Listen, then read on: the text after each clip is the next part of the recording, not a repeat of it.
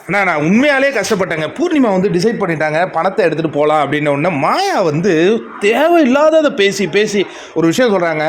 நீங்கள் இந்த வீட்டை விட்டு போயிட்டீங்கன்னா என்னால் இந்த வீட்டில் இருக்கவே முடியாதுங்க, இந்த வாரம் முடிஞ்சான போங்கங்க அப்படிங்கிற மாதிரிலாம் பேசுகிறாங்கங்க. அவங்க வந்து அந்த பணம் அவங்க என்ன சொல்கிறாங்கன்னா, இல்லை நான் வந்து அந்த ஃபீட்பேக் அதெல்லாம் நீங்கள் ஏன் போவீங்க, எவிக்ட் ஆனால் மணி எவிக்ட் ஆவான், இல்லை ஆனால் மணி காசை எடுத்து விட்டு கூட போயிடுவான் அப்படின்னா வேறு யாருன்னா நான் கூட எவிக்ட் ஆவாங்க, நீங்கள் எவிக்டே ஆக மாட்டீங்க. நீங்கள் எவ்வளோ திறமை, எவ்வளோ ஒரு அற்புதம், நீங்கள் எவ்வளோ அற்புதமாக பேசுகிறீங்க, நீங்கள் கண்டிப்பாக இருப்பீங்கங்க.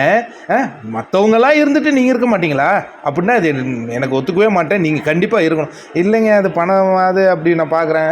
வேண்டாம் நீங்கள் இருந்தே ஆகணும். என்னங்க பணம் ஒரு ரீல்ஸ் போட்டு சம்பாதிச்சிக்கலாங்க, நீங்கள் என்ன நம்புங்கங்க அப்படி இப்படின்னு மூளையை கழுவுறாங்கங்க.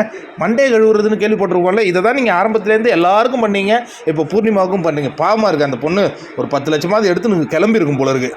மண்டையை கழுவுறாங்க மாயா. நீங்கள் இல்லைனா என்னால் இருக்க முடியாது, நீங்கள் இல்லைனா என்னால் இருக்க முடியாது, இப்படி எதையோ சொல்லி அப்புறம் வந்து நீங்கள் சொல்லுங்கள். இப்போ வந்து ஒருத்தர் ஃபைனல் போயிட்டார், அப்போ 7 பேர் இருக்கோம், 7 பேரில் வந்து ஒருத்தவங்க தானே எவிக்ட் ஆவாங்க, அது எப்படி நீங்களாக இருப்பீங்க, வேறு யாருன்னா இருப்பாங்க அப்படி இப்படின்னு ஏதோ பேசி அந்த பொண்ணு அப்படியே யோசிச்சுட்டு இருக்குது. நீங்கள் என்னங்க நினைக்கிறீங்க? இந்த நேரத்துலையும் மாயா பூர்ணிமாவுக்கு துரோகம் தான் செஞ்சுருக்காங்க.